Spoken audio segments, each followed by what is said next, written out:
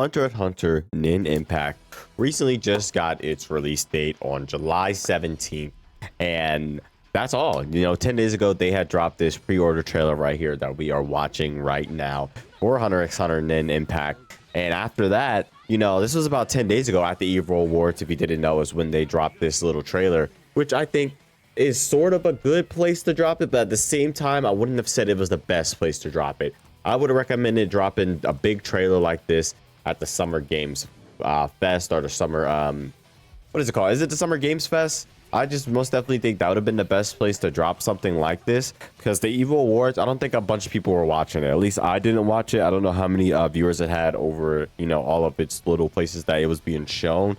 But I just feel like the Evo Awards wasn't the best place to show this for reach. And that is the main problem I have, not the problem, but the main worry I have when it comes to this game, because I want this game to thrive for plenty of obvious reasons, because it's a really cool looking anime game. I'll show you guys some new gameplay that have recently got showed at Frosty Frostings, or I believe our Frosty Frosting, something like that. It's a fighting game event that happens every year towards the beginning of the year, I think, and February or January, I think, always in the first 2 months of the year, I believe. But it's a big FGC event. I think Smash is there too, but there was Hunter x Hunter Nin Impact was there, showing off some new gameplay and what the game is looking like now. They have recently added active tag, and that's when you can switch out to the character you are playing with mid battle, that when you call in their assist. So they switched that up. But yeah, and they also already showed that they're going to have pre-orders. They have a limited edition, some pre-order bonuses, which is some recolors, which is always cool. We love recolors. But yeah, there's the release date, July 17th. Yeah, so after just looking at this, I really just want to talk about what my main problem or my main concern might be when it comes to this game. Yeah, Marvel Rival is great, everyone's favorite game right now.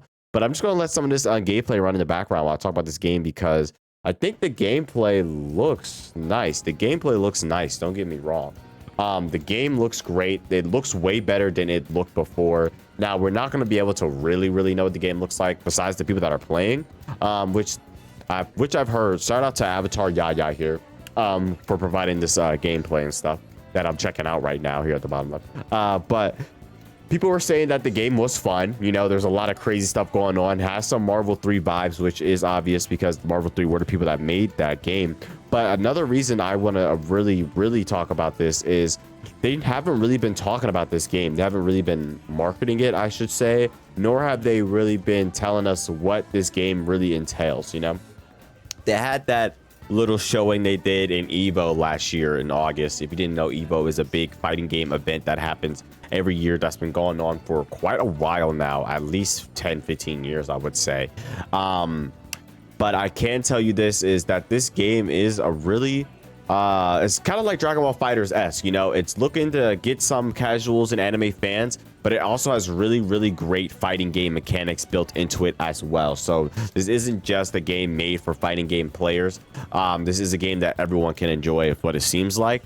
But my biggest concern is, does everyone even know that this game is coming out? That's the biggest problem I have. I know this game is coming out because I like to keep my finger on the pulse when it comes to anime games and fighting games, because I love when they cross over, because those games are usually some of my favorite games of all time.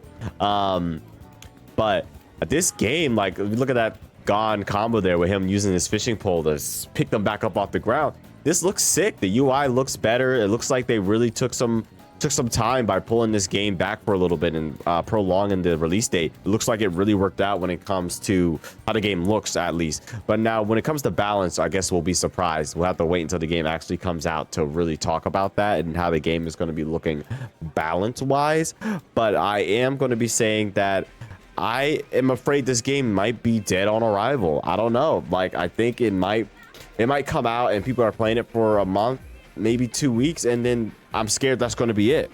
I'm scared this game is going to immediately turn into a game to where you can barely find any matches, and if you do, it's going to be against the same 3 players all day, or it's just the best of the best are always playing, because about 6 months from now, if no one's really liking the game when it comes out in July, people may not even decide to play it, or people that aren't really liking the game have no way of you know, making the game any better, because there's not going to be a lot of people playing it in the first place, to where we can make it to where that you know, this game might be able to stay alive. This season pass that they showed off might be the only season for all we know, because I feel like they've been really lacking effort when it comes to showing off this game. Now, I know that this game is made by a smaller studio, and you know, it looks like a lot of their budget went into the gameplay and actually make sure you're making a good game, which I praise a lot. I love that they're focusing on making a good game, which looks like this is what they have. This game looks awesome, but I'm worried about an awesome game falling into the void of never being played, of never being marketed, of never being given the light of day, because they just didn't have the money to. I think one of their big things they're trying to do here is allowing players to show it off.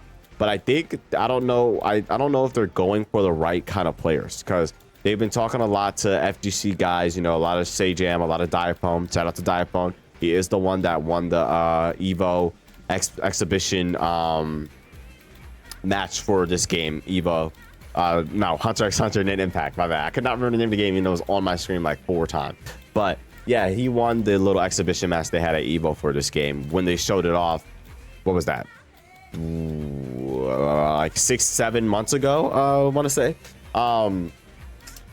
Yeah, that, and it looked fun. The game looked really fun. It looked like it was a little crazy. It looked like there was some stuff you could do. It looked like you go out there, push buttons, and stuff will happen. You know, it looks like a crazy game like that. And I don't want this game to, you know, be wasted potential, because Hunterxhunter is a big what's the word? It's a big franchise. It has a lot of people that know about it. It has a lot of people that love it. It has a lot of people that like it. I love Hunterxhunter. I have a Hunterxhunter shirt on right now. I don't think I have a Hunterxhunter posted, but I have another Hunterxhunter shirt. Or Hunterxhunter, my bad. I have another Hunterxhunter shirt in my room, and I have a God figure and stuff like that. Like, I enjoy Hunterxhunter. It was a really good anime. The manga, you know, I've been holding off on that a little bit. I read it for a while, but besides the point, this game has a lot of fans, and this game has a lot of brand impact. Okay, wow, I love ads. So we're trying to look at this ad for a little bit. But I just want to say that this game just really has the potential to open up the door for a lot of other anime games. So that is the biggest thing I want to stress. If this game falls under or goes under, there's a big chance of other developers being scared to make an anime type of fighting game again. Now, there is a lot of anime fighters coming out this year, so I guess we can see the way people will go with it by how this game does. You know, you got 3 different type of anime games coming out. You got your usual CC2 type beat with a Demon Slayer Himikami Chronicles game coming out this year.